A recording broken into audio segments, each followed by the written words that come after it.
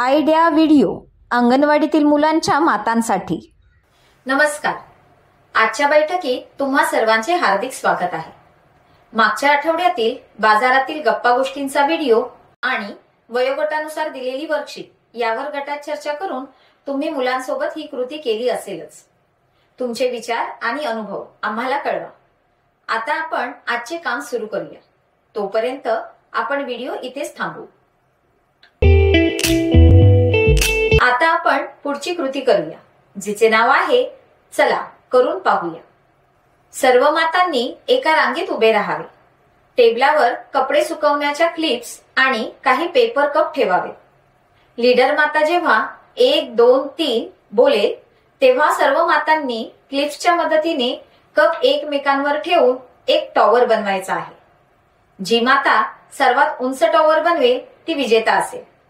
हा खेळ पूर्ण होईपर्यंत व्हिडिओ इथेच थांबवू। आता पुढील क्रियाकृती करू, जिचे नाव आहे काही नवीन शिकूया। पालकांना नेहमीच त्यांच्या मुलांना सुरक्षित ठेवायचे असते। सध्याच्या परिस्थितीत मुलांना चांगल्या आणि वाईट स्पर्शाबद्दलही माहिती दिली पाहिजे। चला याबद्दल अधिक जाणून घेऊया। चांगला स्पर्श आणि वाईट स्पर्शाबद्दल मुलांना कसे सावध करावे? मुलांना सांगा की ते तुम्हाला घडलेल्या प्रत्येक घटनेबद्दल सांगू शकतात। मुले आणि पालक यांच्यात प्रेम आणि विश्वास असणे आवश्यक आहे, ज्यामुळे मुले तुम्हाला न घाबरता सर्व काही सांगू शकतील। मुलांना त्यांच्या शारीरिक रचनेबद्दल सांगा। शरीराच्या वेगवेगळ्या अवयवांमधील फरक मुलांना सांगा। जसे शरीराचे काही भाग नेहमी कपड्याने झाकलेले असतात आणि आई वडिलांशिवाय कोणीही त्या भागांना स्पर्श करू शकत नाही। मुलांना नाही म्हणायला शिकवा। जर कोणी त्यांना अयोग्यरित्या स्पर्श करण्याचा प्रयत्न केला तर त्याने गैरवर्तन करणाऱ्याला घाबरू नये, परंतु त्यांना तसे न करण्यास सांगितले पाहिजे। अत्याचार करणाऱ्यापासून वाचवण्यासाठी त्यांना ओरडायला शिकवा, जेणेकरून त्यांच्या आजूबाजूचे लोक त्यांचा आवाज ऐकून मदतीला येतील। मुलांच्या वर्तनावर लक्ष ठेवा। मुलांचे काही चुकले की त्यांच्या वागण्यात बदल दिसून येतो। अशा परिस्थितीत त्यांचे मन जाणून घेण्याचा प्रयत्न करा आणि त्यांच्याशी मन मोकळेपणाने बोला।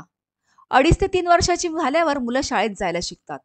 मुलांनी त्यांचे नाव, पालकांचे नाव, घराचा पत्ता आणि 1-2 फोन नंबर लक्षात ठेवले पाहिजेत। ज्यांना ते ओळखत नाहीत अशा लोकांसोबत कुठेही जाऊ नका किंवा त्यांनी दिलेली कोणतीही वस्तू घेऊ नका असे त्यांना सांगणे आवश्यक आहे। मुलांना खात्री द्या की जेव्हा जेव्हा त्यांना एखाद्याचा स्पर्श घाणेरडा वाटत असेल तेव्हा त्याने तुम्हाला प्रथम सांगितले पाहिजे।